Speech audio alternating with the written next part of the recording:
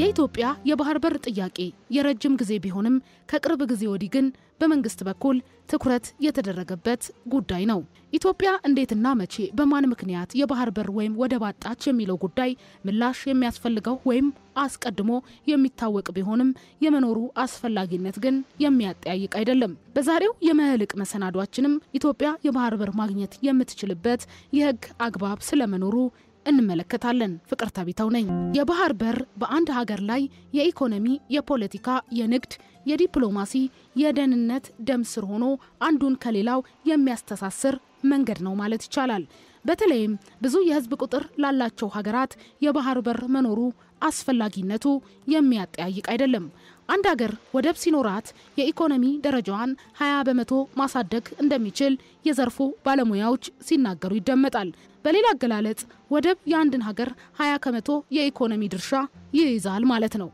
እድገትን ለማረጋገጥ ኢኮኖሚውን ከሌላው ዓለም ለማስተሳሰር በነጻነት ለመንቀሳቀስ ሉዓላዊነትን ለማስጠበቅ የወደብ መኖር የትውልድ ጥያቄም የሚመለስበት ነው። የባህር በር አለመኖርና የሌሎችን ወደብ መጠቀም የጸጥታ ስጋት፣ የደህንነት ጉዳዮች ሁልጊዜ አስተማማኝ ስለማይሆን ስጋትን የሚፈጥር ነው። ኢትዮጵያ የባህር በር ያስፈልጋታል ሲባል መሰረት የሚደረገው እያደገ የመጣውን የህዝብ ቁጥርና ኢኮኖሚው ላይ ለውጥ እንዲመጣ ለማድረግ ያለመ ነው። የባህር በር ጥያቄ የመንግስት ወይም የአንድ ወገን ብቻ ሳይሆን የብዙ ባለድርሻ አካላትን ተሳትፎ የሚጠይቅ ነው። የባህር በር ባለቤት መሆን የሌሎች ሀገራት ጣልቃ ገብነት እንዳይኖር የሚገቡ ወይም የሚወጡ ማንኛውም ነገሮች በሌሎች ይሁንታ ወይም ፍቃድ ላይ እንዳይንጠለጠል ያደርገዋል። የተባበሩት መንግስታት ድርጅት የባህር ህግ አንቀጽ 69 ንዑስ አንቀጽ 1 እስከ 5 የባህር በር የሌላቸው ሀገራት በየአካባቢያቸው ካለው የባህር ተፈጥሮ ሀብት እኩል የመጠቀም መብት እንዳላቸው ይደነግጋል። ይህም አሳ የማጥመድና በባህር ውስጥ ያሉ ተፈጥሮ ሀብቶችን ፍለጋን ጨምሮ ሌሎች ከባህር ተፈጥሮ ሀብት ጋር የተያዙ ሀብቶችን ተጠቃሚነት መብትን ያካትታል። የዚሁ ህግ አንቀጽ 125 ንዑስ አንቀጽ 1 እንደሚያመለክተው ደግሞ የባህር በር የሌላቸው ሀገራት በየአካባቢያቸው ያለውን ባህር የመጠቀምና የመሻገር ዓለም አቀፍ መብት አላቸው። ይህ መብት የባህር በር በሌለው ሀገርና የባህር ባለቤት በሆነው ሀገር እንዲሁም በቀጠናው መካከል በሚደረግ ስምምነት ሊፈጸም እንደሚገባ በዚሁ አንቀጽ ንዑስ አንቀጽ 2 ላይ ተመላክቷል። አንቀጽ 27 ንዑስ አንቀጽ 1 ላይ ደግሞ እነዚህ የባህር በር የሌላቸው ሀገራት በስምምነት ከተደረገ የተለየ አገልግሎት ክፍያ ከሌለ በስተቀር ለተገለገሉበት ባህር ምንም አይነት ክፍያ እንደማይጠይቁም ይደነግጋል። በዓለም አቀፍ ደረጃ 44 የሚጠጉ ወደብ አልባ ሀገራት ውስጥ ኢትዮጵያ አንዷ ናት። በዚህ ምክንያትም ማንኛውም ነገር ለመላክም ሆነ ወደ ሀገር ውስጥ ለማስገባት ከጎረቤት ሀገራት ጋር በሚደረግ ስምምነት መጠቀም ይቻላል በሚል የተባበሩት መንግስታት ድርጅት እንደ አውሮፓውያኑ አቆጣጠር 1982 ያወጣው መረጃ ያሳያል። በዓለም አቀፍ ህግ ሀገራት በሚያደርጉት ስምምነት በኪራይና በልማት በሌሎች ጉዳዮችም መጠቀም እንደሚችሉ ይደነግጋል። በኢትዮጵያ አሁን ባለው ሁኔታ የባህር በር የማግኘት ህጋዊ መብትን በተመለከተ ዓለም አቀፍ ግንኙነትና የህግ ባለሙያው አቶ ጥጋቡ ደሳለኝን ጠይቀናል። የህግ ባለሙያው ሲመልሱም አንድ ሀገር የባህር በር የመጠቀምና የማግኘት መሰረታዊ መብት አላት የሚለውን ጉዳይ መነሻ በማድረግ ጥያቄ ማቅረብ እንደሚቻልና የመንግስት ዋና ግንባር ቀደም ኃላፊነት እንደሆነ ይናገራል።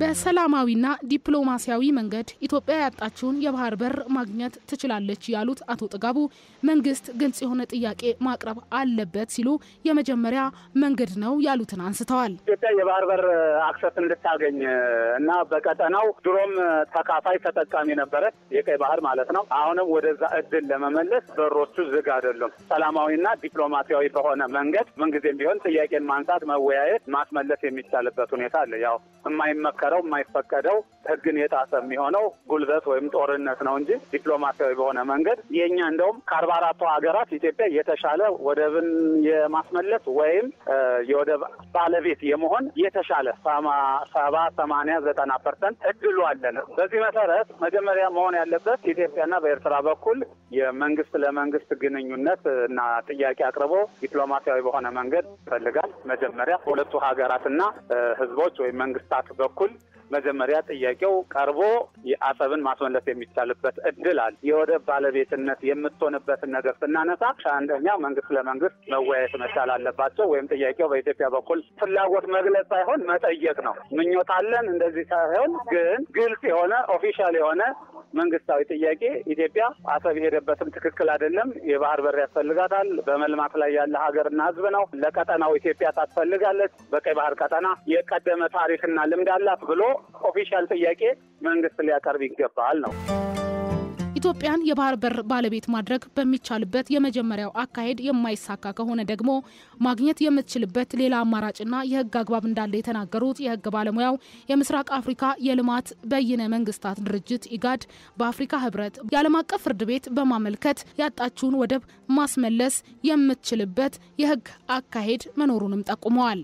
በተቋማት በኩል በኢጋድ አፍሪካ ህብረት በኩል ጉዳዩን አንስቶ መወያየት ይቻላል። ካልሆነ ደግሞ የመጨረሻ በተባበሩት መንግስታት ድርጅት ፍርድ ቤት ወይም አይሲጄ በመንለው በተባበሩት መንግስታት ድርጅት ያለ አንድ የሀገራትን ጉዳይ የሚመለከት ፍርድ ቤት አለ። በተባበሩት መንግስታት ድርጅት የሀገራት ግልግል ፍርድ ቤት ወይም አይሲጄ በመንለው በዛ በኩል ጉዳዩን አመልክቶ ኢትዮጵያ በጎረቤት ሀገር የወደብ አገልግሎት እንድትጠቀም ሳይሆን አላግባብ ወይም ህግን ባልተከተለ መንገድ ታሪክን፣ ህግን፣ ዲፕሎማሲን በጣሰ ሁኔታ ያጣችውን የወደብ አገልግሎት እንድታገኝ የሚደረግበት ዓለም አቀፍ ህግና አሰራር አለ።